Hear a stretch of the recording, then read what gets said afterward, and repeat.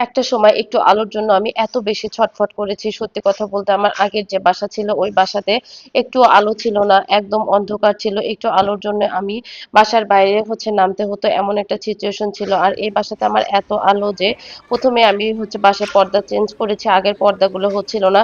এখন দেখি এই পর্দা হবে না, ভারী পর্দা, আরো ভারী পর্দা কিনতে হবে।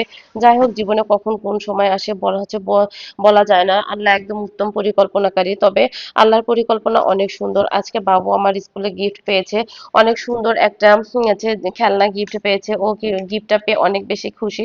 ওদের প্রতি সপ্তাহে সপ্তাহে ওদেরকে গিফট দেয়, অনেক কিছু দেয়। আসলে বাচ্চারা এরকমই। এ স্কুলগুলোতে যদি এরকম করে, এটাও কিন্তু বাচ্চার জন্য অনেক বেশি ভালো। যাই হোক, বাচ্চা গিফট পেয়ে অনেক বেশি খুশি হয়ে গেছে। ও কিন্তু খেলতেছে, দেখেন এটা বাবল, এটা বাবল যে গিফটটা। আর স্কুলের একটা ভাবি আমার জন্য খাবার পাঠিয়ে দিয়েছে, বনানী ভাবি। ভাবি স্কুলে বাবুকে স্কুলে দিয়ে আমাদের অনেক বান্ধবী হয়েছে।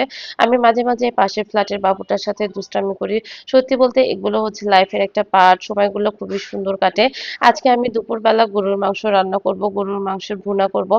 আর তার সাথে আমি খুব ঝাল ঝাল করে কুমার বড়ি দিয়ে বেগুনের ঝাল রান্না করব। খাবারটা খেতে আমার অনেক ভালো লাগে।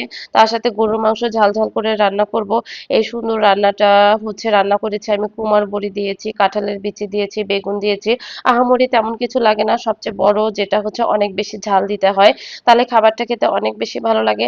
যাই হোক, সারাদিন অনেক কিছু নিয়ে ব্যস্ত থাকি। আর এটা ঝাল ঝাল করে গরুর মাংস রান্না করেছি। আমার এই সুন্দর এই ভিডিওগুলো যদি আপনাদের ভালো লাগে তাহলে ছোট্ট করে একটা লাইক দিবেন। আর সবাই আমার জন্য দোয়া করবেন, আমার বাবুর জন্য দোয়া করবেন। আমরা যেন অনেক ভালো থাকি।